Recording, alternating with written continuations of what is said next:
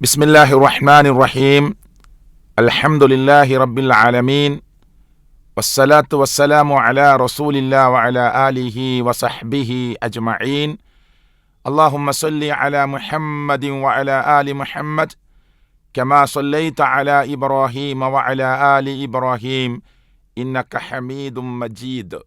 അല്ലാഹുമ്മ ബാരിക് അലാ മുഹമ്മദിൻ വഅലാ ആലി മുഹമ്മദ് കമാ ബാരക്ത അലാ ഇബ്രാഹീം വഅലാ ആലി ഇബ്രാഹീം ഇന്നക ഹമീദും മജീദ്.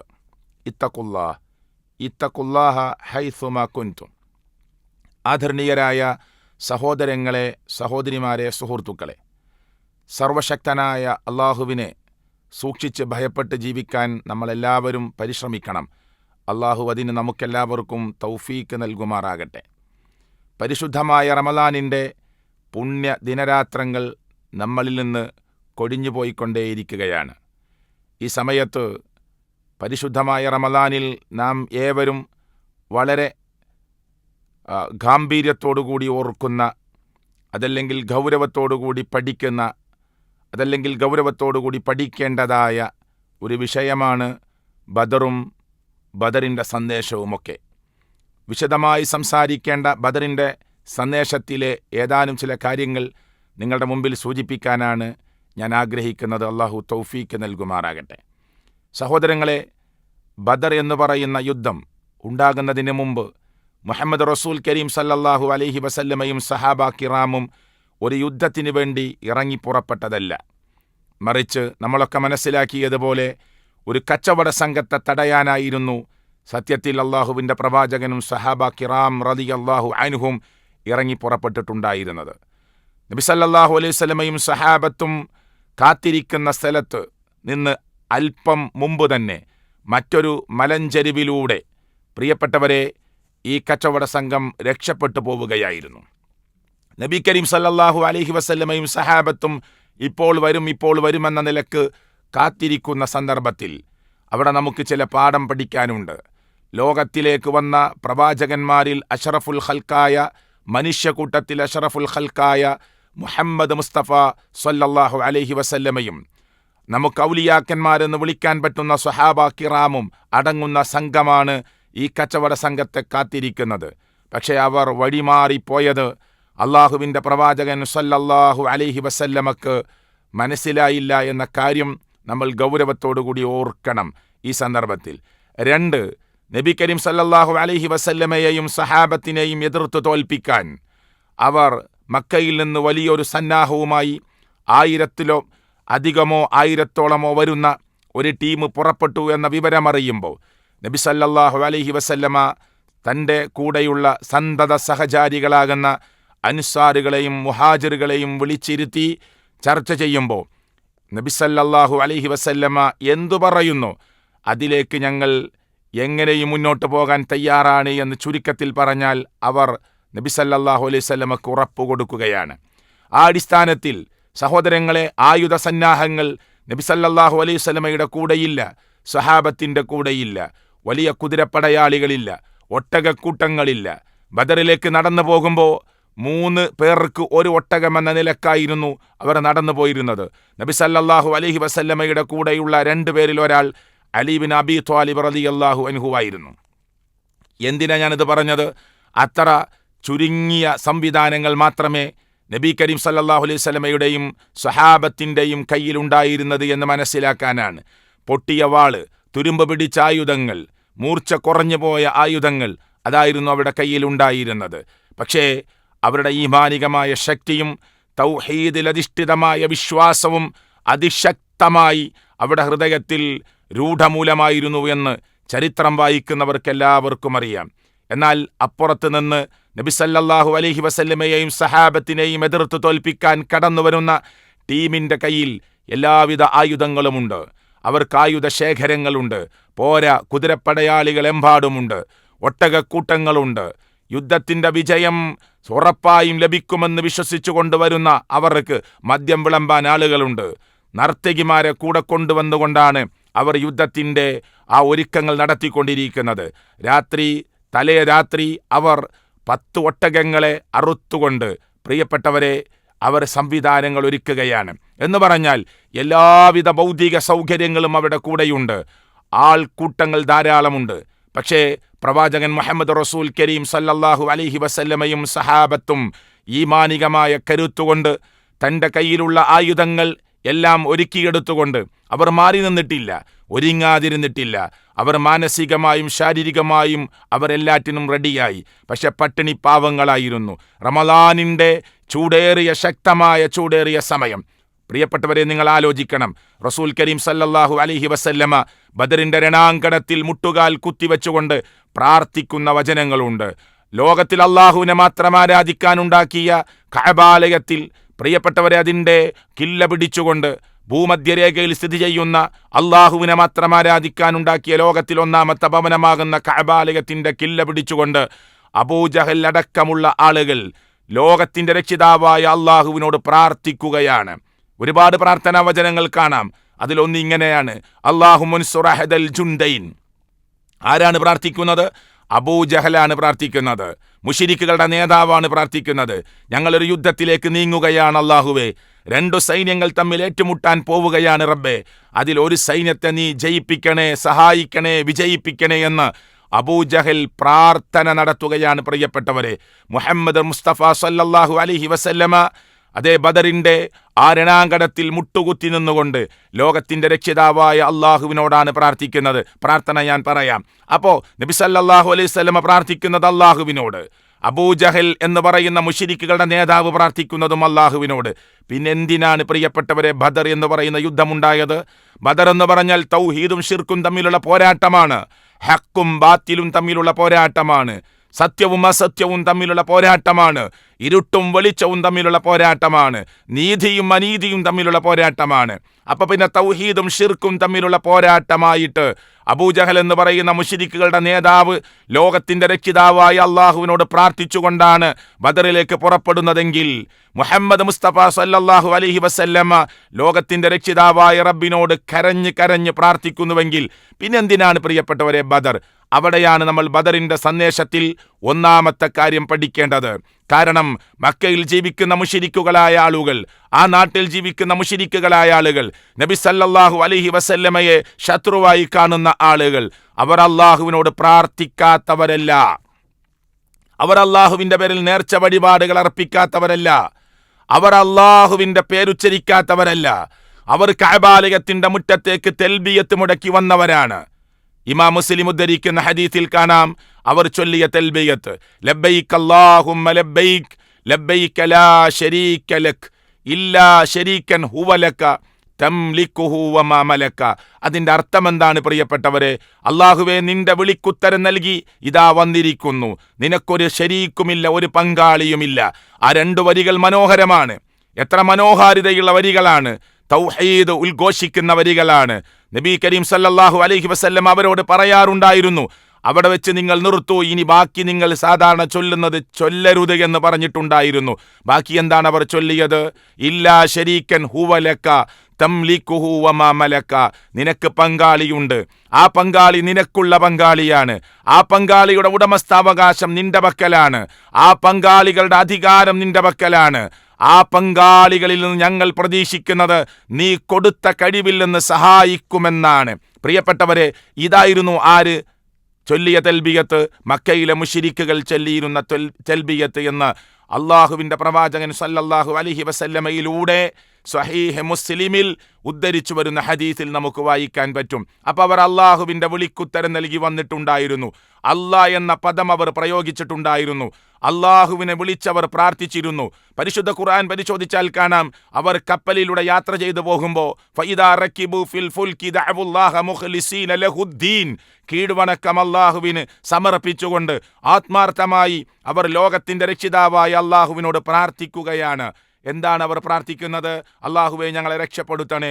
ഈ കോലിളക്കമുള്ള തിരമാലകൾ ആഞ്ഞടിക്കുന്ന, ആർത്തിരമ്പുന്ന തിരമാലകളുള്ള ഈ കടലിൽ, ഈ നഷ്ടപ്പെട്ടു പോകാൻ സാധ്യതയുള്ള, ജീവൻ അപകടത്തിലാവാൻ സാധ്യതയുള്ള ഈ സമയത്ത് അള്ളാഹുവേ, ഞങ്ങളെ രക്ഷപ്പെടുത്തണേ എന്നവർ കടലിൽ വെച്ച് പ്രാർത്ഥിക്കാറുണ്ടായിരുന്നു. പക്ഷേ അവരുടെ പ്രത്യേകത എന്താണ്? ഫലമ്മ നജ്ജാഹും ഇലൽ ബർരി, കടലിൽ നിന്ന് കരയിലേക്ക് അവരെ രക്ഷപ്പെടുത്തി കൊടുത്താൽ ഇദാഹും യുശ്രികൂൻ, അവർ വീണ്ടും ഷിർക്ക് ചെയ്യുന്നവരായി മാറുമെന്ന് അള്ളാഹുവിൻ്റെ പ്രവാചകൻ ഓതിത്തന്ന അള്ളാഹുവിൻ്റെ കലാമാകുന്ന ഖുർആനിൽ എനിക്കും നിങ്ങൾക്കും വായിക്കാൻ പറ്റും. അപ്പോൾ അവർ അള്ളാഹുവിൽ വിശ്വസിച്ചിരുന്നു. പ്രതിസന്ധി ഘട്ടത്തിൽ അവർ അള്ളാഹുവിനോട് ദുആ ചെയ്തിരുന്നു. സന്നിഗ്ധ ഘട്ടത്തിൽ അവർ അള്ളാഹുവിനോടാണ് ദുആ ചെയ്തത്. പിന്നെന്തിനാണ് പ്രിയപ്പെട്ടവരെ അവരെ നമ്മൾ ഷിർക്കിൻ്റെ ആളുകളായി, മുശ്രിക്കുകളായി? പരിശുദ്ധ ഖുർആനും ലോകത്തിലേക്ക് കടന്നു വന്ന പണ്ഡിതന്മാരുമൊക്കെ ഈ ആയത്തിനെ വിശദീകരിച്ചുകൊണ്ട് പറഞ്ഞു തരുന്നത് എന്തുകൊണ്ടാണ് എന്ന ചോദ്യത്തിൻ്റെ ഉത്തരമെന്താണ്? അവർ എല്ലാ സമയത്തും അള്ളാഹുവിനോട് മാത്രം പ്രാർത്ഥിക്കുന്നവരായിരുന്നില്ല. നബി സല്ലല്ലാഹു അലൈഹി വസല്ലമ വന്ന് അവരോട് തൗഹീദ് പറയുമ്പോൾ അവർ ചോദിച്ച ചോദ്യം ഖുർആനിൽ കാണാം. അജഅലൽ ആലിഹത ഇലാഹൻ വാഹിദ, എല്ലാ ഇലാഹുകളെയും ഒരുമിപ്പിച്ച് ഒരൊറ്റ ഇലാഹാക്കി താങ്കൾ മാറ്റുകയാണോ? ഇന്ന ഹാദാ ശൈഉൻ ഉജാബ്, ഇതൊരു അത്ഭുതകരമായ കാര്യമാണല്ലോ. എല്ലാ ഇലാഹുകളും, അപ്പോൾ അവർക്ക് ഇലാഹ് എന്ന് പറഞ്ഞാൽ അവർക്കറിയാം, പ്രതിസന്ധി ഘട്ടങ്ങളിൽ, വിഷമഘട്ടങ്ങളിൽ, ദുഃഖഘട്ടങ്ങളിൽ അവർ ആ ഇലാഹുകളെ സമീപിക്കുമായിരുന്നു അവരുടെ വിഷമങ്ങൾ തീർന്നു കിട്ടാൻ. അങ്ങനെയുള്ള ഒരുപാട് ഇലാഹുകളെ സമീപിക്കുന്ന മുശ്രിക്കുകളായ ആളുകൾ നബി സല്ലല്ലാഹു അലൈഹി വസല്ലമ പ്രാർത്ഥന അള്ളാഹുവിനോട് മാത്രമെന്ന് പറയുമ്പോൾ, ഇബാദത്ത് അള്ളാഹുവിൻ്റെ മുമ്പിലേക്ക് മാത്രമെന്ന് പറയുമ്പോൾ, ദുആ അള്ളാഹുവിലേക്ക് മാത്രമെന്ന് പറയുമ്പോൾ, നേർച്ച വഴിപാടുകൾ അള്ളാഹുവിലേക്ക് മാത്രമെന്ന് പറയുമ്പോൾ അവർ ചോദിച്ച ചോദ്യമാണ്, എല്ലാ ഇലാഹുകളെയും ഒരുമിപ്പിച്ച് ഒരൊറ്റ ഇലാഹാക്കി മാറ്റാനാണോ താങ്കൾ വന്നിട്ടുള്ളത്? ഇതൊരു അത്ഭുതകരമായ കാര്യമാണല്ലോ എന്ന് അവർ നബി സല്ലല്ലാഹു അലൈഹി വസല്ലമയോട് ചോദിക്കുന്നത് പ്രിയപ്പെട്ടവരെ നമുക്ക് പരിശുദ്ധ ഖുർആനിൽ കാണാൻ പറ്റും. അപ്പോൾ ഈ പറഞ്ഞു വന്നതിൻ്റെ അർത്ഥതലം എന്താണ്? അവർക്ക് ഇലാഹിനറിയാമായിരുന്നു, അള്ളാഹുവിനറിയാമായിരുന്നു. അപ്പൊ പിന്നെന്തിനാണ് ബദർ ഉണ്ടായത്? ഞാൻ പറഞ്ഞല്ലോ, ബദർ എന്ന് പറഞ്ഞാൽ തൗഹീദും ഷിർക്കും തമ്മിലുള്ള പോരാട്ടമാണ്. ആ തൗഹീദ് എന്ന് പറഞ്ഞാൽ ഏത് പ്രതിസന്ധി ഘട്ടത്തിലും, ഏത് പ്രതികൂല സാഹചര്യത്തിലും, ഇരുട്ടിലും വെളിച്ചത്തിലും, പ്രിയപ്പെട്ടവരെ രാപ്പകലുകളിലും അന്ത്യയാമങ്ങളിലും എല്ലാ സ്ഥലങ്ങളിൽ വെച്ചും നമുക്ക് വിളിക്കാനുള്ളത് ലോകരക്ഷിതാവായ അള്ളാഹുവിനെ മാത്രമാണ്. അവൻ്റെ പേരിൽ മാത്രമാണ് സത്യം ചെയ്യാനുള്ളത്. നേർച്ച വഴിപാടുകൾ അവൻ്റെ പേരിൽ മാത്രമാണ് നമുക്ക് സമർപ്പിക്കാനുള്ളത്. അത് തെറ്റിച്ചവരായിരുന്നു മുശ്രിക്കുകൾ എന്ന് പറയുന്ന ആളുകൾ. അവർ അള്ളാഹുവിനോട് പ്രാർത്ഥിക്കും, അള്ളാഹു അല്ലാത്തവരോടും പ്രാർത്ഥിക്കും. എന്നിട്ട് അവർ അതിനു വേണ്ട ദുർന്യായങ്ങൾ നിരത്തും. പരിശുദ്ധ ഖുർആനിലെ 39-ാം അധ്യായം സൂറത്ത് സുമറിലെ 3-ാമത്തെ വചനത്തിൽ കാണാം, മാ നഅ്ബുദുഹും ഇല്ലാ ലിയുഖർരിബൂനാ ഇലല്ലാഹി സുൽഫാ. അവർ പറഞ്ഞ ന്യായമാണത്, ഞങ്ങൾ ഇവരെ ആരാധിക്കുന്നില്ല അള്ളാഹുവിലേക്കൊരടുപ്പം അടുപ്പിക്കുന്നതിന് വേണ്ടിയല്ലാതെ. ഇത് 39-ാം അധ്യായം സൂറത്ത് സുമറിലെ 3-ാമത്തെ വചനമാണ്. 10-ാമത്തെ അധ്യായം സൂറത്ത് യൂനിസിലെ 18-ാമത്തെ ആയത്തിൽ കാണാം, ഹൗലാഇ ശുഫആഉനാ ഇൻദല്ലാഹ്, ഇവർ ഞങ്ങൾക്ക് അള്ളാഹുവിൻ്റെ അടുക്കൽ ഞങ്ങൾക്ക് വേണ്ടി ശുപാർശ ചെയ്യും. ഇതാണ് രണ്ടാമത്തെ ന്യായം. ഒന്ന്, നമ്മൾ പാപികളാണ്, ദോഷികളാണ്, കുറ്റം ചെയ്തവരാണ്, തെറ്റ് ചെയ്തവരാണ്, അതുകൊണ്ട് നമ്മൾ ദൂരെ നിൽക്കുന്നവരാണ്. ഇവരൊക്കെ അള്ളാഹുവിലേക്ക് അടുത്തവരാണ്, വലിയ വലിയ മഹത്തുക്കളാണ്, ഇവർ അള്ളാഹുവിലേക്ക് നമ്മളെ അടുപ്പിക്കും എന്ന വിശ്വാസത്തോടു കൂടിയാണ് ഞങ്ങൾ അവരെ ആരാധിച്ചത്. രണ്ട്, ഹൗലാഇ ശുഫആഉനാ ഇൻദല്ലാഹ്, അള്ളാഹുവിൻ്റെ അടുക്കൽ ഞങ്ങൾക്ക് വേണ്ടി ഇവർ ശുപാർശ ചെയ്യും. ഈ കാണുന്ന ആളുകളൊക്കെ ഞങ്ങൾക്ക് വേണ്ടി റബ്ബിൻ്റെ അടുക്കൽ ശുപാർശ ചെയ്യുമെന്ന വിശ്വാസമാണ് ഇവർ അന്ന് ദുർന്യായമായി പറഞ്ഞത്. ഇന്നു പറഞ്ഞതല്ല, 1400 ചില്ലാൻ വർഷങ്ങൾക്ക് മുമ്പ് അള്ളാഹുവിൻ്റെ കലാമായി മുഹമ്മദ് റസൂൽ കരീം സല്ലല്ലാഹു അലൈഹി വസല്ലം ഓതിത്തന്ന പരിശുദ്ധ ഖുർആനിലാണ് ഈ ന്യായം അന്നത്തെ ആളുകൾ പറഞ്ഞുവെന്ന് അള്ളാഹു തആല നമ്മെ ബോധ്യപ്പെടുത്തുന്നത്. മൂന്നാമത്തെ ന്യായമായി അവർ പറഞ്ഞത്, അല്ല പ്രിയപ്പെട്ട മനുഷ്യരെ, അല്ല സുഹൃത്തുക്കളെ, അല്ല സഹോദരങ്ങളെ, നിങ്ങൾ ഈ കിടക്കുന്ന ഖബറിൽ കിടക്കുന്ന അല്ലെങ്കിൽ മരിച്ചുപോയ മഹാത്മാക്കളോട്, മഹത്തുക്കളോട് നിങ്ങൾ നിങ്ങളുടെ സങ്കടങ്ങൾ പറയുമ്പോൾ ഉപകാരം ചെയ്യാൻ അവർക്ക് കഴിവുണ്ടോ, ഉപദ്രവം വരുത്താൻ അവർക്ക് കഴിവുണ്ടോ എന്ന് ചോദിച്ചപ്പോൾ അവർ പറഞ്ഞ മറുപടി, ഖാലൂ ബൽ, അതൊന്നും ഞങ്ങൾക്കറിയേണ്ട ആവശ്യമില്ല, മറിച്ച് വജദിന ആബാഅന കദാലിക യഫ്അലൂൻ, ഞങ്ങളുടെ വാപ്പമാരെ, വല്ലിപ്പമാരെ, ഉപ്പമാരെ, ഉപ്പാപ്പമാരെ, പാരമ്പര്യമായി ഞങ്ങളുടെ കാരണവന്മാരെ ഞങ്ങൾ കണ്ടത് ഇപ്രകാരം ചെയ്യുന്നവരായിട്ടാണ്.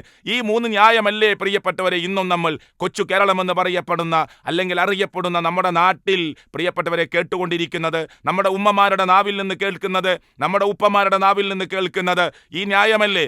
ഈ ഖബറിന്റെ മുന്നിലേക്ക് ഞങ്ങൾ പോകുമ്പോൾ ഈ ഖബറിലുള്ള ആള് പടച്ചവനല്ല, റബ്ബല്ല, മറിച്ച് നമുക്ക് വേണ്ടി അള്ളാഹുവിനോട് ശുപാർശ ചെയ്യും. അല്ലേ? അങ്ങനെയല്ലേ കേൾക്കുന്നത്?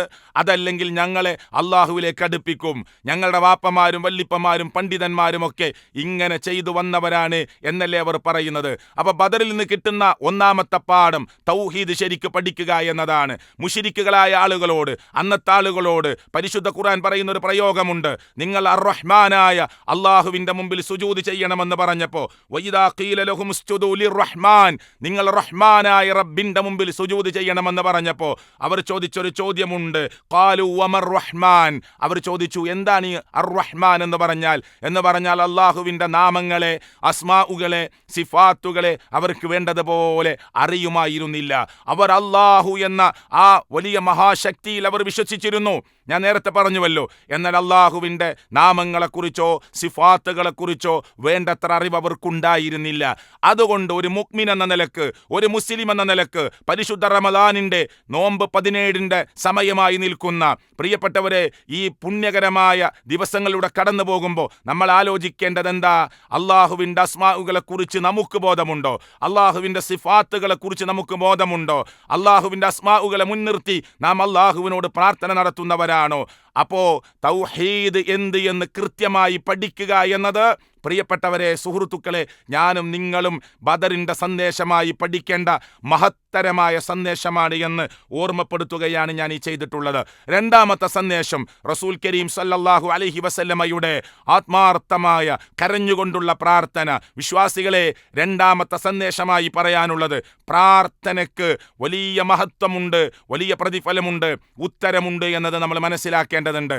ബദറിന്റെ രണാങ്കണത്തിൽ മുന്നിട്ടിച്ചില്ലാൻ ആളുകളുമായി നിൽക്കുന്ന റസൂൽ കരീം സല്ലല്ലാഹു അലൈഹി വസല്ലമ, പ്രിയപ്പെട്ടവരെ, അള്ളാഹു വാഗ്ദാനം ചെയ്തിട്ടുണ്ട് വിജയം.